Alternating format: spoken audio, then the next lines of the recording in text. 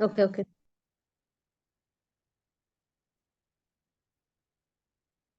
ওকে, আসসালামু আলাইকুম। আমরা হচ্ছে লিনাক্স এর আলোচনায় আমরা আলোচনা করতেছিলাম যে হার্ড লিঙ্ক এবং সফট লিঙ্ককে। তো হার্ড লিঙ্ক এবং সফট লিঙ্কের ক্ষেত্রে আপনাদের একটা প্রশ্ন ছিল যে আমাদের কপি করার অপশন যেহেতু আছে, তাহলে আমাদের কি কারণে হার্ড লিঙ্ক বা সফট লিঙ্ক প্রয়োজন।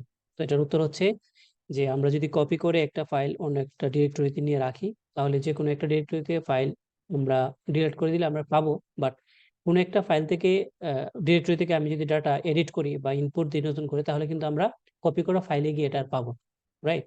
বাট এটা হার্ড লিঙ্ক বা সফট লিঙ্কে আমরা এটা পাবো, এই হচ্ছে ফ্যাসিলিটি। ঠিক আছে। ওকে, আর হার্ড লিঙ্ক এবং সফট লিঙ্কের মধ্যে কি ডিফারেন্স? যে সফট লিঙ্কের মধ্যে যদি অরিজিনাল ফাইলটা ডিলিট হয়ে যায়, তাহলে আর আমাদের সফট লিঙ্কটা কাজ করবে না। হার্ড লিঙ্কে আমাদের যে কোনো একটা ডিলিট হলে কোনো সমস্যা নেই, আমরা আমাদের ডাটা থেকে যাবে। ওকে। তো এখন আমরা আরেকটা জিনিস দেখবো যে আমরা তো জানি যে বিআই হচ্ছে এটার বিল্ট ইন একটা স্ট্যান্ডার্ড টেক্সট এডিটর, আর বিআই এর ইমপ্রুভ ভার্সন হচ্ছে বিআইএম।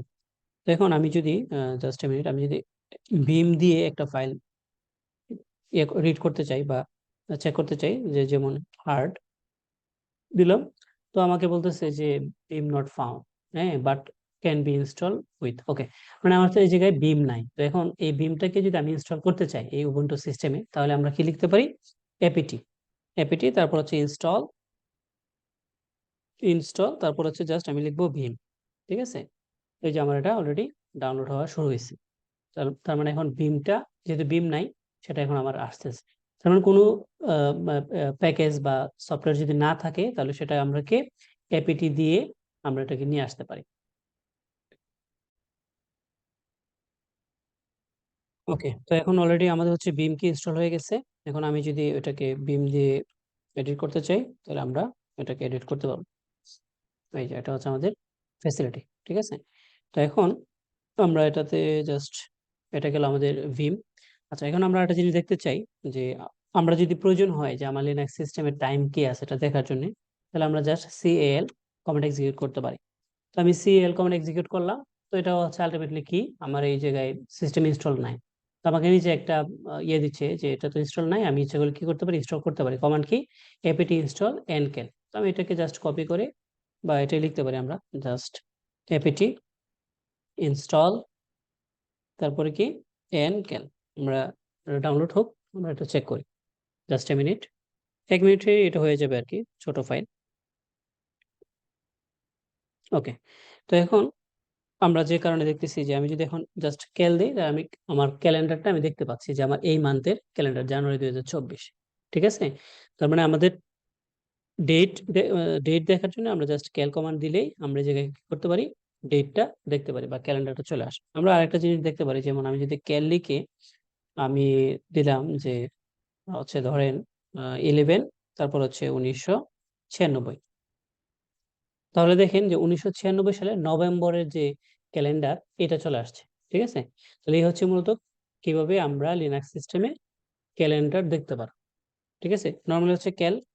আর আমার যদি স্পেসিফিক কোনো একটা ডেটের ক্যালেন্ডার দেখার প্রয়োজন হয়, জাস্ট ক্যাল লিখে তারপর হচ্ছে আমি মাসের নাম দেবো, লাইক হচ্ছে আমি ফেব্রুয়ারিটা দেখতে চাই কোন সালের, 2000 সালের। জাস্ট এই চলে আসছে আমাদের ফেব্রুয়ারির ক্যালেন্ডার। ঠিক আছে। আচ্ছা, এই হচ্ছে মূলত। তারপরে আমরা ইচ্ছে করলে ডেট দেখতে পারি। ডেট, এই যে আমি ডেট কমান্ড দিলেই আমাদের আজকে যে ডেট আছে সেটা চলে আসবে, সোমবার 4 জানুয়ারি 2024, এবং এটা টাইম চলে আসছে। ঠিক আছে। ওকে। তারপরে হচ্ছে আমরা এই যে লিনাক্স সিস্টেম বা আমাদের এই যে পিসিটা আছে, এটা কতক্ষণ ধরে টাইম আছে এটা দেখার জন্য আমরা আপ টাইম, লিখে এন্টার দিলে এটা দেখাবে যে এটা কতক্ষণ ধরে আপ আছে, এবং এটাতে দুইটা ইউজার। হ্যাঁ, এটা ওভারঅল একটা ইনফরমেশন। ওকে। তারপরে আমি যদি আরেকটা কমান্ড এক্সিকিউট করতে পারি, হু, তারপরে হচ্ছে এম আই। তার মানে আমি এই যে লিনাক্স সিস্টেমে আমরা এতক্ষণ পর্যন্ত যে ইউজ করতেছি, এটা আমি কোন ইউজার দিয়ে কাজ করতেছি, এটা যদি আমাদের চেক করার প্রয়োজন হয়, তাহলে হো এম আই লিখে আমরা তা দেখতে পারি যে রুট ইউজার হিসেবে আমরা এই জায়গায় এটা অ্যাক্সেস করতেছি। ওকে। তো হচ্ছে আমরা সিস্টেমের কোন ইউজার দিয়ে আমরা ইউজ করতেছি সেটা হচ্ছে হো এম আই। তারপরে হচ্ছে আমরা আরো বেশ কিছু জিনিস আমরা দেখতে পারি। যেমন আমরা যদি চাই যে আমাদের এই যে কার্নেলের যে ইনফরমেশন সেটা যদি আমরা দেখতে চাই, তাহলে আমরা দিতে পারি, দেখি, ইউ নেম -a, তাহলে হচ্ছে আমাদের এই যে লিনাক্স সিস্টেমের যে কার্নেলের যে ভার্সন এগুলো চলে আসবে। ঠিক আছে। আচ্ছা, তারপরে আমরা দেখতে পারি ডিএফ। ডিএফ দিলে আমার এই লিনাক্স সিস্টেমের আমার যে স্টোরেজ ক্যাপাসিটি আছে, স্টোরেজ ক্যাপাসিটি মানে কোনটাতে কত আছে, কতটুকু ফ্রি আছে, কতটুকু ইউজ হচ্ছে, হ্যাঁ, এই ওভারঅল যে এটা ইউজড অ্যাভেলেবল কত পার্সেন্ট ইউজ হয়েছে, কোনটার সাথে মাউন্ট করা আছে, ওভারঅল আমরা ডিএফ কমান্ড দিয়ে দেখতে পারি।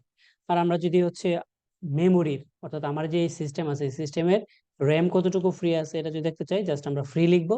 ফ্রি লিখলেই চলে আসবে যে মেমোরি টোটাল আছে এটাতে এতটুকু, 8 জিবির মতো, ইউজ হয়েছে এতটুকু, ফ্রি আছে এতটুকু।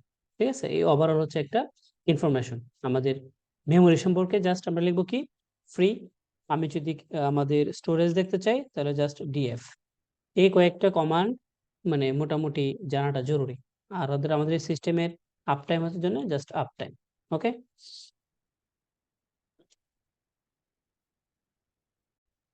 ওকে, তাহলে আমাদের হচ্ছে এই কয়েকটা কমান্ড আমাদের মোটামুটি এসেনশিয়াল, রেগুলার আমাদের কাজে লাগে। আচ্ছা, এর মধ্যে আর দুইটা প্রশ্ন ছিল আপনাদের, যে এপিটি এটার মিনিংটা কি। এপিটি হচ্ছে যে অ্যাডভান্স অ্যাডভান্স টুল। ঠিক আছে, আমরা যদি এটা দেখি, just a minute, apt full meaning Linux, দেখতে পারবো আমরা। এটা হচ্ছে অ্যাডভান্সড প্যাকেজ টুল, এপিটি। এটা উবুন্টু মানে ডেবিয়ান বেস সিস্টেমের জন্য আলটিমেটলি এটা আমাদের প্রয়োজন হয়। আর একটা ছিল হচ্ছে ডিএফ। ডিএফ এর পূর্ণ হচ্ছে ডিস্ক ফ্রি, কতটুকু ডিস্ক ফ্রি আছে এটা দেখার জন্য। ওকে। আচ্ছা, এখন আমরা যদি আরেকটা জিনিসটা দেখি, যে যেমন আমরা তো জানি যে ফাইল রিড করার জন্য আমরা কি করতে পারি, গেট, তারপর ইটিসি। তো আমরা হচ্ছে আমাদের যে ইউজার আছে সিস্টেমে, এই ইউজারের ফাইল ডাটাবেসটা আমরা দেখতে চাই যে কে কে আছে। তো আমরা যদি দেখি, এই হচ্ছে সকল ইউজার, হ্যাঁ, সিস্টেম ইউজার থেকে শুরু করে আমাদের যে সিস্টেম, আমাদের আমাদের তৈরি করা যে ইউজার সেগুলো সব দেখা যাচ্ছে। তো আমার এই জায়গায় দুইটা ইউজার তৈরি করছে, একটা হচ্ছে মামুন, একটা হচ্ছে মুসাব নামে। তো এখন আমরা একটা যেমন এটা তো আমার অনেক বড় কমান্ড, আমি এটাকে এক্সিকিউট করলাম, এটা আসছে। তো আমরা হচ্ছে আরেকটা শর্টকাট আমরা ইউজ করতে পারি। যেমন আমি যদি জাস্ট লিখি গ্রেপ, তারপরে হচ্ছে কি মুসাব, জাস্ট মিনিট, আমরা একটু চেক করতেছি আসে কিনা, জাস্ট ওয়েট।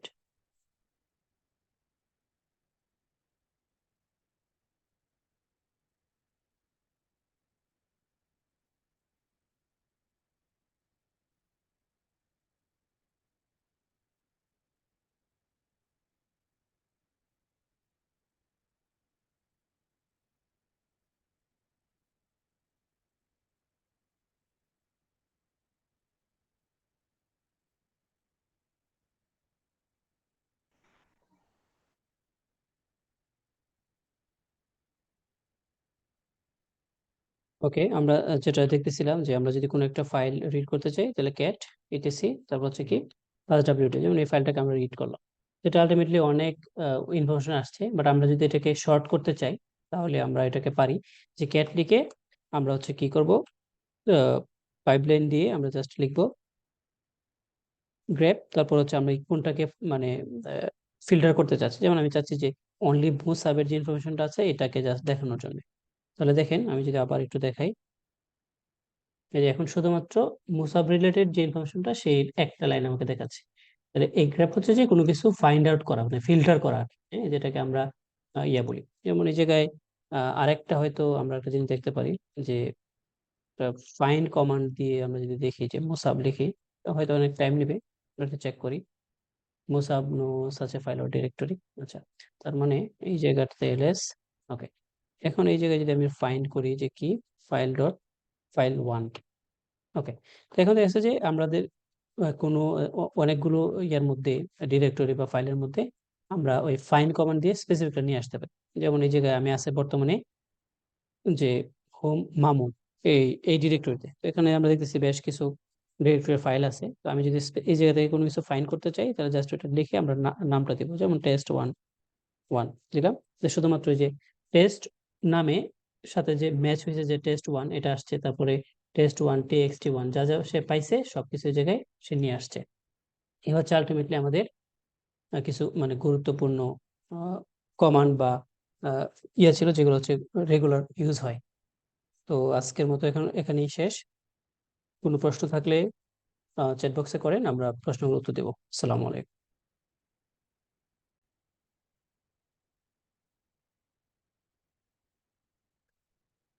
আচ্ছা, আপনাদের প্রশ্ন ছিল যে গ্রেপের ব্যবহারটা ক্লিয়ার না। হ্যাঁ, তাহলে আমরা একটু ফাইল রিড করি। আমরা যদি আরেকটা ফাইল রিড করতে চাই, এক্সাম্পল যে আমরা আছে কোথায়, আমরা এর থেকে একটা ফাইল রিড করি, যেমন হচ্ছে সফট টেক্সট বা এটা নাই, আমাদের হার্ড ফাইল আছে। তারপরে যদি রিড করতে চাই তাহলে কি করতে পারি, cat hard file dot TXT. Ultimately এটা হচ্ছে একটা একেবারেই এক লাইনের একটা টেক্সট। তো এই জায়গাতে আলটিমেটলি আমাদের আহ, অনেক লেখা না, যে জায়গা থেকে হচ্ছে আমরা নির্দিষ্ট কিছু একটা ফিল্টার করে বের করে নিয়ে আসতে হবে। তারপরেও যদি প্রয়োজন হয় যে এই হার্ড ফাইলের মধ্যে টেস্ট লেখাটা আছে কিনা আমি চেক করতে চাচ্ছি, অর ইজ লেখাটা আছে কিনা সেটা আমি চেক করতে চাচ্ছি, সেটাও আমরা শর্টকাট বের করতে পারি। কিভাবে? আমরা হচ্ছে এই কেট, তারপর হচ্ছে ফাইল নামটা তো দিলাম, তারপর হচ্ছে আমরা কি করব, আমরা দিব হচ্ছে একটা পাইপলাইন দিয়ে আমি লিখবো হচ্ছে গ্রেপ, লিখে আমি কোন লেখাটাকে ফিল্টার করতে চাচ্ছি। যেমন আমি চাচ্ছি যে ফর লেখাটা আছে কিনা, ফর। তো দেখেন আমি কি করলাম, ফর দিয়ে ফিল্টার করলাম। সে এইটাকে ফাইলটাকে প্রথমে রিড করলো, রিড করার পরে এই যে ফর লেখাটাকে সে কি করলো, একদম মার্ক করে দিয়ে দিল যে হ্যাঁ এই জায়গায় আছে। তো আমরা যদি আরেকটা ফাইল রিড করতে চাই, যেমন ক্যাট, তারপরে হচ্ছে কি ইটিসি শ্যাডো একটা ফাইল, আমরা জানি এটা কিসের জন্য, এটা হচ্ছে যে ইউজারের পাসওয়ার্ড গুলো ইনফরমেশন থাকে। আমি যদি রিড করি তাহলে অনেক ইনফরমেশন আসছে, বাট আমি চাচ্ছি যে না, এই জায়গায় আমি স্পেসিফিক একটাকে ফিল্টার করতে চাই, যে এই জায়গায় সাপোজ মামুন আছে, যে তার ইনফরমেশন শুধু আমি দেখতে চাই, শুধুমাত্র, আমি সবগুলো দেখতে চাই না। তাহলে আমি কি করতে পারি, একটা পাইপলাইন দিব, তারপর হচ্ছে গ্র্যাব কমান্ড দিব, দিয়ে আমি এটাকে ফিল্টার করে নিয়ে আসবো। কি লিখতে চাচ্ছি, যে মামুন নামে এই জায়গায় কিছু আছে কিনা, হ্যাঁ, এটা আমাকে দেখো। তাহলে সে এখন দেখেন, আগে অনেকগুলো লাইন ছিল, এখন শুধুমাত্র একটা লাইন, যে মামুনের সাথে রিলেটেড যে লাইনটা, সে এই লাইনটাকে সে নিয়ে আসছে এবং আমাকে মামুনের যেটা আমার যে কিওয়ার্ড ছিল এই কিওয়ার্ডটাকে সে মার্ক করে দিয়ে দিচ্ছে। এই হচ্ছে আলটিমেটলি আমাদের গ্রেপের ব্যবহার। আশা করি ক্লিয়ার করতে পারছি।